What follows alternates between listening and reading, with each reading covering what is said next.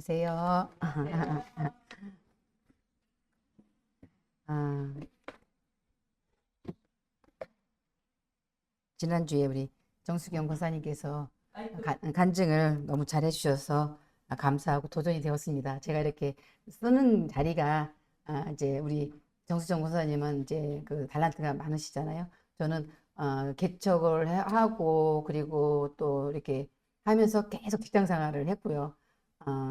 그러면서 뭐 앞에 서서 할 수 있는 것은 별 기회가 없었어요. 근데 이제 여기 와서 이제 뭐 이제 조금씩 이제 훈련하면서 조금씩 나아지긴 하는데 성령님께 내 자신을 내어드리면서 그 양육반에 그런 말씀 있잖아요. 피아니스트가 이제 도레미파솔라시도 이렇게 먼저 시작했다고. 그래서 저도 그런 심정으로 이제 그렇게 연습하고 있습니다. 간증 시작하겠습니다. 아, 아, 지금 말씀을 읽어주신 내용을 이제 읽었는데요. 예수 그리스도의 생명의 복음이 저의 삶에 점진적인 변화를 일으켜줘서 그 간증을 잠시 나누겠습니다. 음, 정말 지금 최고의 그런 은혜를 하나님이 주신 생명의 은혜를 누리고 살아가는 것 같아요. 간증이 이제 쭉 나오겠지만 그 어떤 간증보다도 지금 현재가 가장 지금이 하나님의 은혜 가운데 하나님의 복음이 나를 이렇게 변화시켜 주셨구나. 그리고 내가 어떻게 살아야 되고, 그리고 내가 어떤 말을 해야 되고, 이 상황에서 어떤 분별이 되고, 그런 것들은 지금 현재가 가장 이렇게 두드러지게 은혜를 경험하고 있는 것 같습니다. 저는 충남 세종시 서면 작은 마을에서 사남 이녀 중 넷째로 이제 태어났습니다. 저의 어머니는 외가에서 외할아버지 믿음의 축복을 받은 가정에서 자라나셔서 늘 외할아버지가 기도하는 분이셨기 때문에 어머니도 외할아버지 신앙의 영향을 받고 잘하셨습니다. 그런데 어머니는 아버지께 시집 오실 때 교회를 다닌다고 하셔서 시집을 오셨는데 아버지는 예수 믿는 분이 아니셨습니다. 어머니는 우리 집에 선교사로 파송되시어 한평생 기도하시며 우리 자녀들에게 하나님 말씀 중심 생활의 본을 보여주셨고 지금은 천국에 계십니다. 저희 아버지와 어머니하고 이렇게 이제 결혼 생활을 하시는 것을 보면 어머니는 신앙 중심 생활이었기 때문에 그렇게 부부싸움을 많이 하고 살지 않았던 것 같아요, 기억에.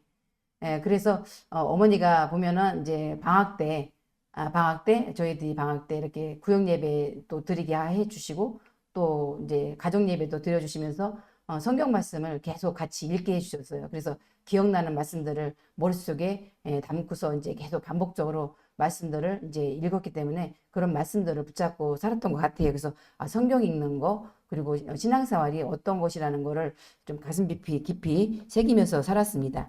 저희 시골집과 교회는 1시간 거리 안에 있는데 어머니는 매일 새벽 기도를 하셨습니다. 매일매일 옷을 겨울에 아니 옛날에는 얼마나 이제 엄마가 질병도 계셨거든요. 옷을 한 5개, 6개는 껴입고 가시는 것 같아요. 엄청 두꺼운 옷을 껴입고 가시면서 그렇게 새벽 기도를 1시간 거리 안에 있는 교회를 매일 다녀오는 걸 보고 자랐습니다. 저희 동네에는 예수 믿는 가정이 하나도 없었습니다. 어머니 혼자 신앙생활 하시는 분이셨기 때문에 할머니 핍박과 친척들의 핍박이시면서 외가댁으로 몇 번씩 쫓겨나시면서도 어머니는 신앙을 포기하지 않으셨고 다시 가정으로 돌아오셔서 신앙을 굳게 지킬 뿐만 아니라 동네의 친척들이 저희 집에 조상 섬기는 사당을 꾸며놓고 제사하고 귀신들을 불러들이니까 하나님 믿는 우리 집에서 귀신들을 섬기는 사당은 우리 집에 둘 수 없는 일이라고 어머니가 그 사당을 모두 불태워버렸습니다. 저희들이 태어나기 전에 있었던 일이기 때문에 저희들이 보지는 못했지만 그 핍박으로 인해서 정말 가정이 난리가 났었던 것 같아요. 그래서 동네 친척들이 난리가 나서 어머니 머리채를 잡고 동네 밖으로 끌어내어 모진 핍박을 받으셨습니다. 사탄은 우리 가정에 복음의 씨앗이 심겨지지 못하게 하려고 어머니를 여러 모양으로 핍박을 하였으나 어머니는 예수 믿는 믿음을 포기하지 않고 자녀들의 복음을 위해 견디셨고 지켜내신 결과로 예수를 모르던 세종시 작은 송정마을에 복음의 씨앗을 내려 아버지의 형제는 고모 한 분이신데 고모가 예수님을 믿게 되셨고 고모 자손들도 모두 예수님을 믿는 가정들이 되셨습니다.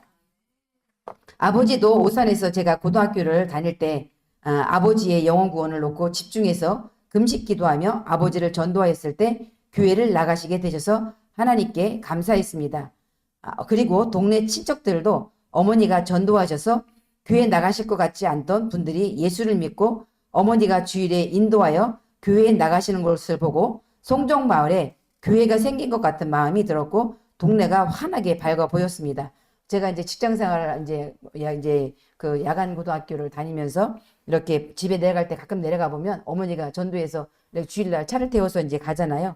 그러면 동네가 그렇게 환하게 보이는 거예요. 어떤 기름 부음의 은혜의 역사가 아니었나 그렇게 할 정도로 그렇게 환한 모습을 이제 보고 이제 자랐습니다. 하나님은 이렇게 어머니와 영혼구원의 30년의 교회 평생의 계획표를 가지시고 요한복음 12장 24절 말씀과 같이 내가 진실로 진실로 너희에게 이르노니 한 알의 밀알이 땅에 떨어져 죽지 아니하면 한 알 그대로 있고 죽으면 많은 열매를 맺느니라. 어머니의 한 영혼이 복음 후에 씨가 되어 많은 열매를 맺으신 것을 보게 되었습니다. 어렸을 때 가장 기억에 많이 남아있는 것은 교회 생활입니다. 어머니가 예배 생활을 철저하게 하셨기 때문에 저도 어머니가 신앙생활을 하시는 것을 보고 자라서 교회에서 예배드리는 것이 기독교를 아는 전부였습니다.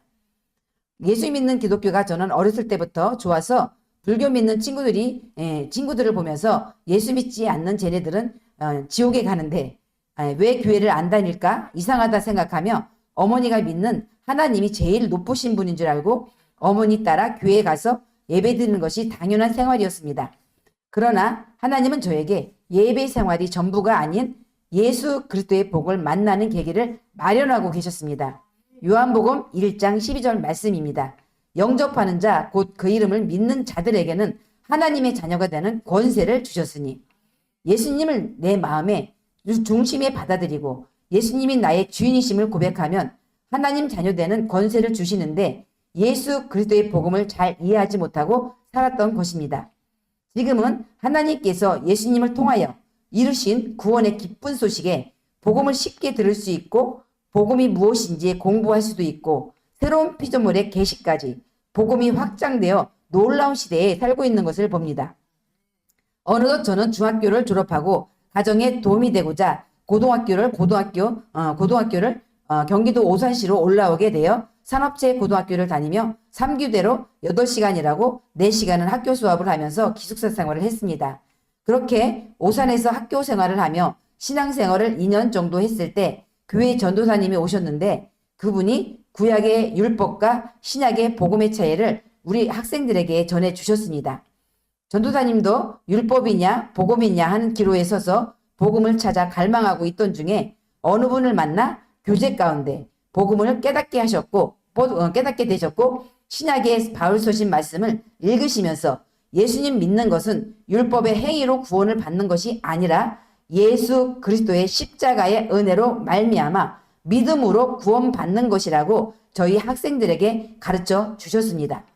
저는 시간 될 때마다 사택에 가서 예수님이 어떤 분이시고 바울은 어떻게 복음을 가르쳤는지 전도사님께 말씀을 배웠습니다. 그 당시 복음을 모르고 구원의 확신이 없던 저에게는 놀라운 메시지를 듣게 된 것이었고 하나님 자녀라는 확신이 없던 삶에서 자유와 해방감을 얻어 나는 나의 행함으로 구원받는 것이 아니라 하나님의 은혜로 믿음으로 말미암아 구원받는다는 에베소 2장 8절 말씀을 너희는 그 은혜에 의하여 믿음으로 말미암아 구원을 받았으니 이것은 너희에게서 난 것이 아니요 하나님의 선물이라.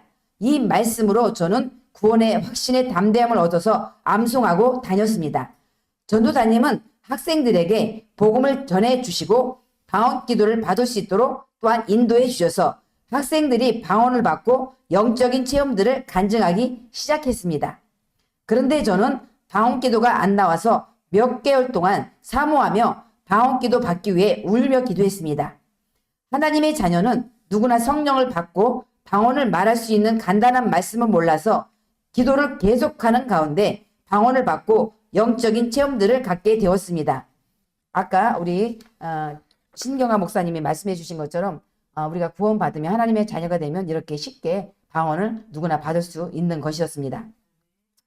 말씀과 성령을 통하여 균형 잡힌 신앙생활을 할 때는 신앙생활을 그때는 잘 모를 때인지라 기도하며 감각적으로 보여지고 느껴지고 하는 것이 영적 성장인 줄 알았기에 어린 시절에 기도하면 하나님의 음성 듣는 기쁨으로 세상 힘듦을 잊고 교회 안에서 봉사하며 생활했고 직장에서는 구원의 확신이 없는 분들을 보면 안타까워 그들에게 복음을 전해 주었고 시골에 가끔 내려가면 언니, 오빠, 동생들에게 거듭나는 것은 예수님의 십자가의 죽음과 부활을 믿음으로 구원받는 것이지 우리 행함과 노력으로 천국 가는 것이 아니라고 가족들에게 복음을 전해서 가족들도 처음에는 이상한 말씀을 듣고 와서 전하는 거 아닌가 반신반의하더니 모두 예수님의 십자가의 복음을 제대로 받아들이게 되었습니다.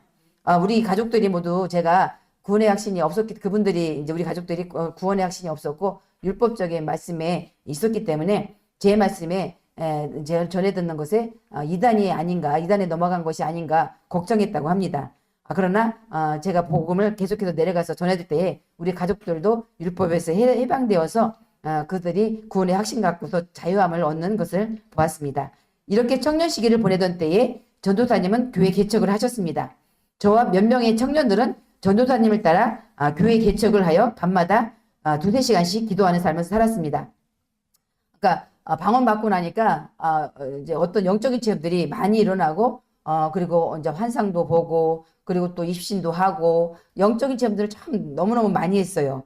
근데 지금 와서 이제 생각해 보면 지금 우리가 알고 있는 이제 새로운 피조물 복음 만나는 그런 계시의 말씀이 얼마나 중요하고 계시 안에서 살아가는 말씀을 제대로 깨닫고 마음의 변화가 생각의 변화가 일어나는 것이 중요한지 이제는 알죠. 남편도 회사에서 만나게 되어 주님의 인도하심 따라 결혼을 하고 신혼 때 교회 개척과 그리고 부목사님으로의 사역까지 많은 세월 동안 교회 섬김의 시간을 주셨고 다시 주님은 새로운 피조물의 계시를 전해주시려고 인도하고 계셨습니다. 부목사님 사역의 자리에서 섬김을 하고 있을 때 나오기 2년 전 새로운 피조물의 고백 기도를 읽으며 새로운 피조물의 복음에 관심을 갖게 되었습니다. 새로운 피조물 고백 기도를 읽으면 주님과 대화하는 마음이 들고 평안해져서 직장과 집에서 말씀 고백 기도를 했습니다. 그리고 가끔씩 최순애 목사님 유튜브 설교 영상도 듣고 어느 선교사님이 믿음의 반석 영상 강의를 유튜브에서 전하시는 것을 들으며 나는 영이라는 것을 처음 들었고 혼을 가지고 몸 안에 산다는 말씀이 깨달아져서 남편과 저는 유튜브에 믿음의 반석 강의를 계속 듣다가 동생 목사님에게도 알려주었더니 선교사님 강의를 들어보고 어디서 이런 강의를 체계적으로 가르침을 받았는지 찾아보더니 최순애 목사님의 믿음의 반석 책의 강의를 가지고 선교사님이 강의를 하시는 것이라고 저에게 알려주면서 동생도 복음을 공부하여 새로운 피조물의 계시를 여러 많은 성도들에게 전해주었습니다. 그리고 부목사님으로 사역했던 그 교회 목사님은 저희 부부의 영적 상태의 변화가 있는 것을 알게 되셨습니다. 그때 당시 이 목사님은 주일학교에서 설교하실 때 나는 영이며 혼을 가지고 몸 안에 삽니다. 영혼몸 설교를 아이들에게 주일마다 기쁘게 나눠주셨습니다. 어느 시기부터는 저희 부부에게 주님이 복음의 전진을 위해 다른 곳으로 인도하신다는 것을 알게 해주셔서 우리 부부는 기도하면서 주님의 인도를 받아가며 동생 목사님이 복회하는 교회로 부르심을 받고 새로운 피조물 계시의 말씀으로 함께 공부하게 되었습니다. 동생도 예수 선교사관학교를 공부하고 졸업을 하면서 누나도 예수 선교사관학교 공부를 하면 좋겠다고 하며 직장 다니며 공부를 한다는 것이 저에게 도전이었지만 2022년도에 입학을 하여 강의 한 말씀 한 말씀에 1년 동안 많은 마음의 변화를 맛보고 귀한 한 해를 보냈습니다. 이게 안 나왔네요.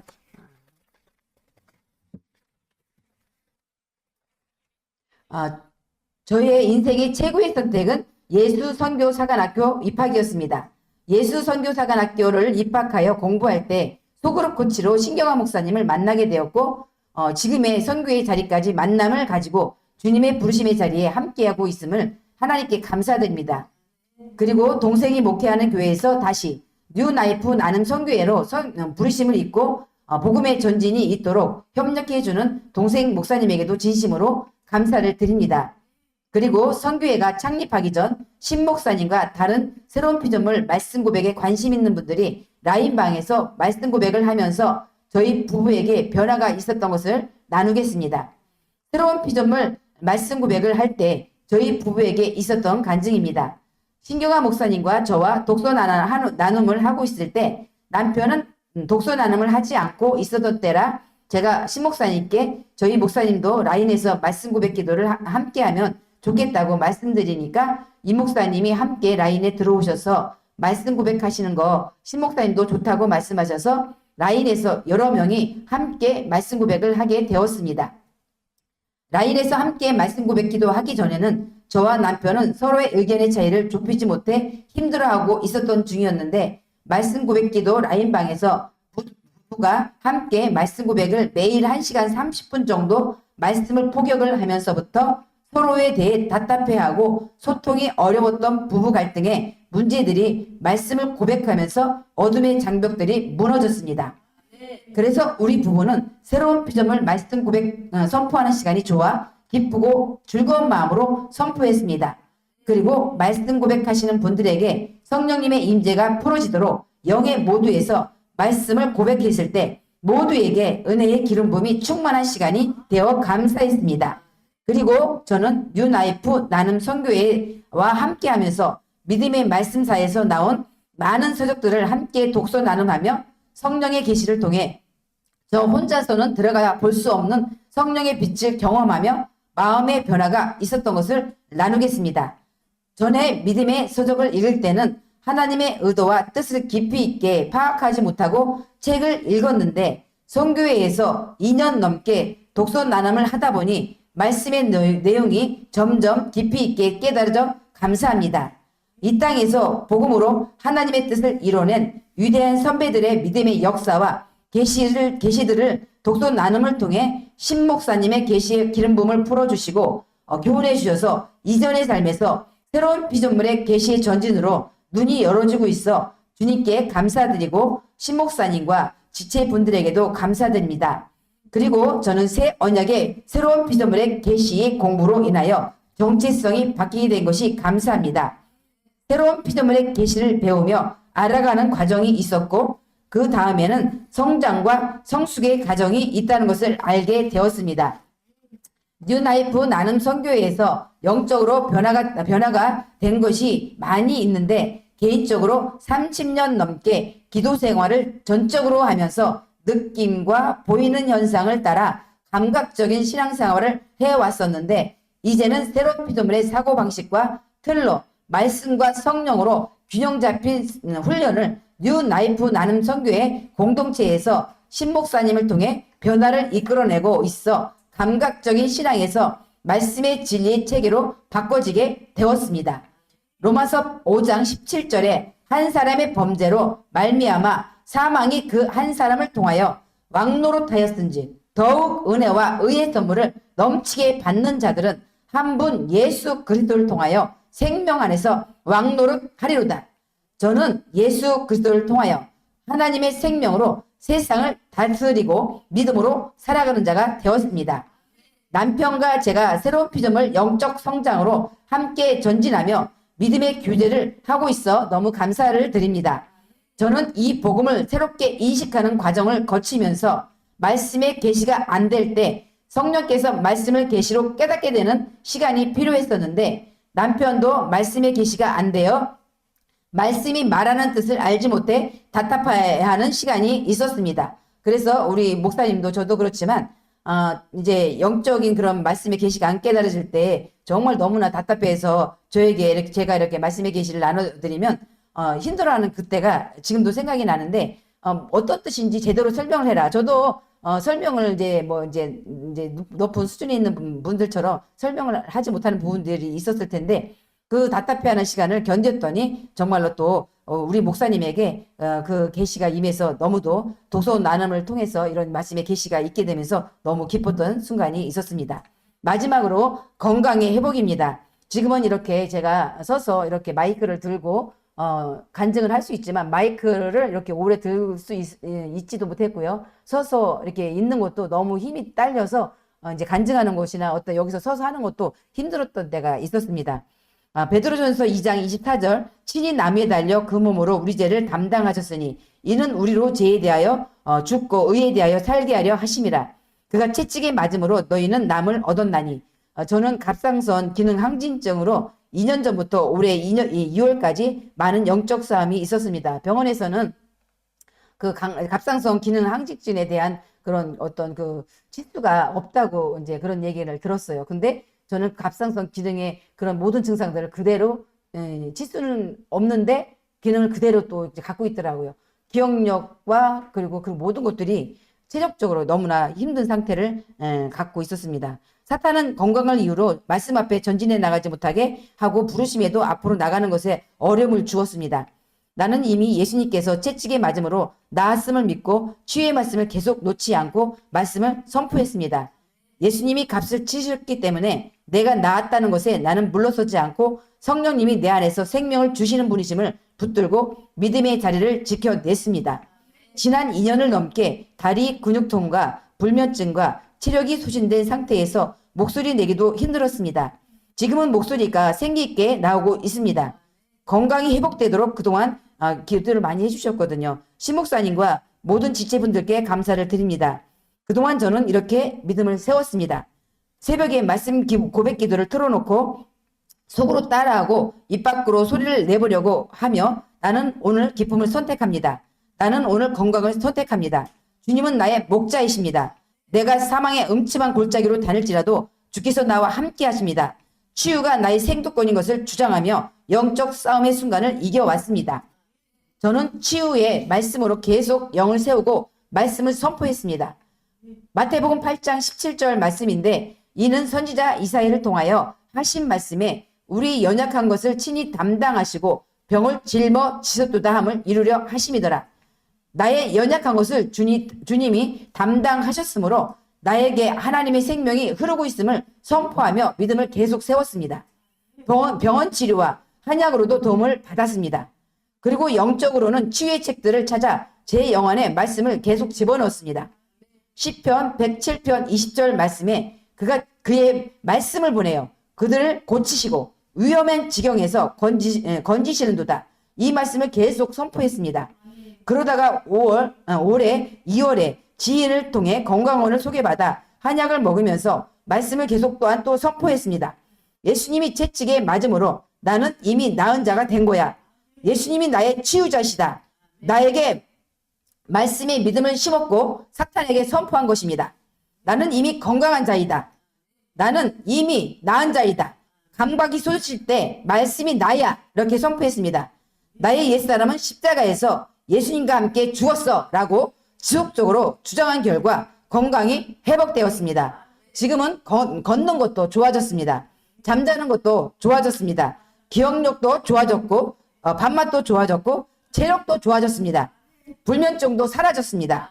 목소리도 힘있고 생기가 생겼습니다. 이 모든 것이 하나님의 은혜로 인도해 주셨습니다. 감사합니다. 주님께 영광 돌립니다. 아멘.